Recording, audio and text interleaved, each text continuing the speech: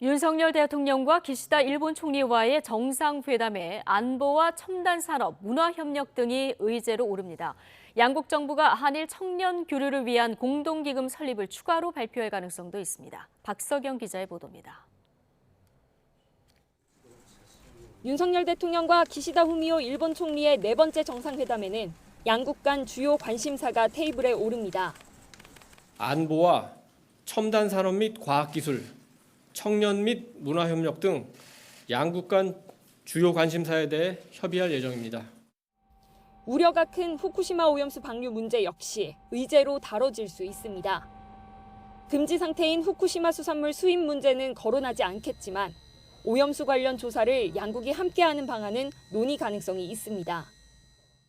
언론뿐 아니라 무엇보다 국민이 중요한 문제로 생각하면 현안에서 제외할 필요는 없다는 게 대통령실 설명입니다.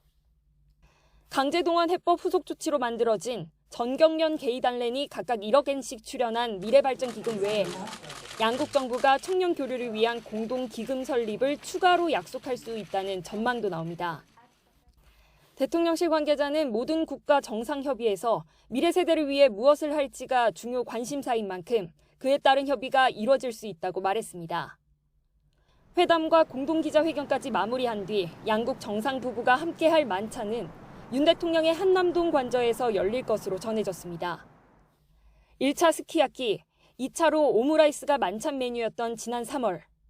이번에는 한식을 대접할 예정인데 한우 불고기나 숯불갈비가 주 메뉴일 거란 예상이 나왔습니다.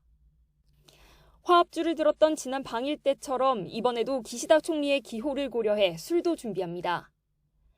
회담에 앞서 기시다 총리는 서울에 도착하자마자 국립현충원을 참배합니다. 지난 2006년 아베 신조 당시 총리와 지난 2011년 노다 요시히코 당시 총리가 현충원을 참배한 전례가 있습니다. 기시다 총리가 한국에 머무는 시간은 24시간 안팎. 윤 대통령이 지난 3월 방일 때 그랬듯 1박 2일 동안 빡빡한 일정을 소화할 것으로 보입니다. YTN 박석영입니다.